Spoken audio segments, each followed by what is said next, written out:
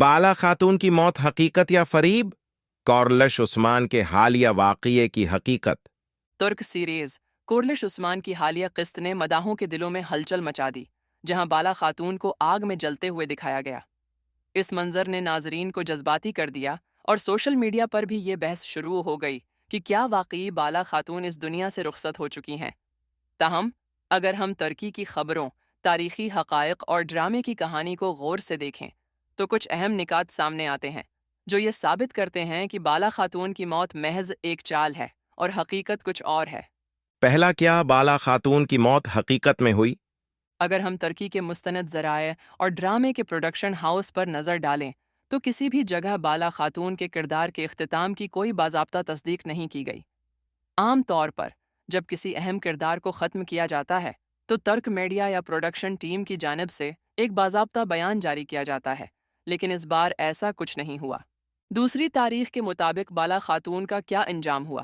اگر ہم حقیقی عثمانی تاریخ کو دیکھیں تو بالا خاتون کا انتقال عثمان غازی کے دور حکومت میں ہوا تھا، لیکن کسی بھی تاریخی حوالے میں یہ نہیں ملتا کہ وہ کسی حادثے یا آگ میں جل کر وفات پا گئیں۔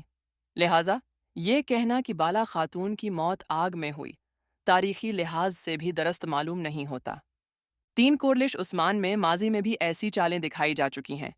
یہ پہلا موقع نہیں کہ کورلش عثمان یا اس سے پہلے ارطغرل غازی میں کسی کردار کی موت کو اس طرح ڈرامائی انداز میں دکھایا گیا ہو۔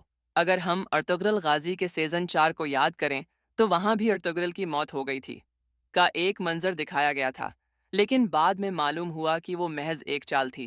اسی طرح اس بات کا قوی امکان ہے کہ بالا خاتون کی موت بھی محض ایک حکمت عملی ہو اور آگ میں جلنے والا شخص در حقیقت کوئی اور ہو۔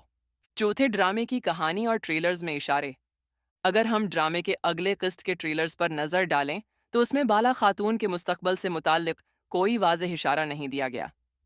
عام طور پر اگر کسی بڑے کردار کی موت ہوتی ہے تو اس کے بعد اس کی تدفین یا اس پر ہم نظر ڈالیں تو اس میں بالا خاتون کے مستقبل سے متعلق کوئی واضح اشارہ نہیں دیا گیا۔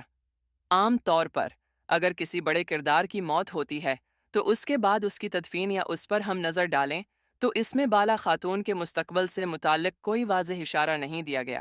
عام طور پر اگر کسی بڑے کردار کی موت ہوتی ہے تو اس کے بعد اس کی تدفین یا اس پر ہم نظر ڈالیں تو اس میں بالا خاتون کے مستقبل سے متعلق کوئی واضح اشارہ نہیں دیا گیا۔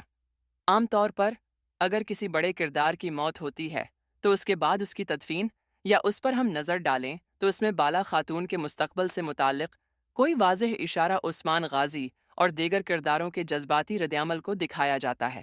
لیکن اگر ڈرامے میں ایسا کچھ نہیں دکھایا جاتا تو یہ اس بات کی طرف اشارہ کرتا ہے کہ یہ موت محض کہانی کا ایک موڑ ہو سکتی ہے، اصل حقیقت کچھ اور ہو۔ پانچویں، ناظرین کو صبر سے کام لینا چاہیے۔ اگرچہ بالا خاتون کے جلنے کا منظر ناظرین کے لیے چونکا دینے والا اور جذباتی تھا، لیکن یہ ضروری نہیں کہ وہ واقعی مر گئی ہوں۔ ناظرین کو چاہیے کہ وہ اگلی قسط کا انتظار کریں اور ترک ذرائع سے تصدیق شدہ خبریں دیکھیں، بجائے اس کے کہ افواہوں پر یقین کریں۔ نتیجہ، بالا خاتون زندہ ہیں۔ یہ بہت زیادہ امکان ہے کہ بالا خاتون کی موت محض ایک دھوکہ ہو اور حقیقت میں وہ زندہ ہوں۔ پروڈکشن ٹیم نے جان بوجھ کر ایک ایسا منظر تخلیق کیا ہے جو ناظرین کی دلچسپی کو برقرار رکھے اور کہانی کو مزید سنسنی خیز بنائے۔ جیسے جیسے نئی اقساط آئیں گی، حقیقت واضح ہو جائے گی۔ تب تک مداحوں کو صبر سے کام لینا چاہیے اور بغیر تصدیق کسی بھی افواہ پر یقین نہیں کرنا چاہیے۔ آپ کا اس بارے میں کیا خیال ہے؟ کیا آپ کو لگتا ہے کہ بالا خاتون کی موت حقیقت ہے یا محض ایک چال؟ اپنی رائے کمنٹس میں ضرور دیں۔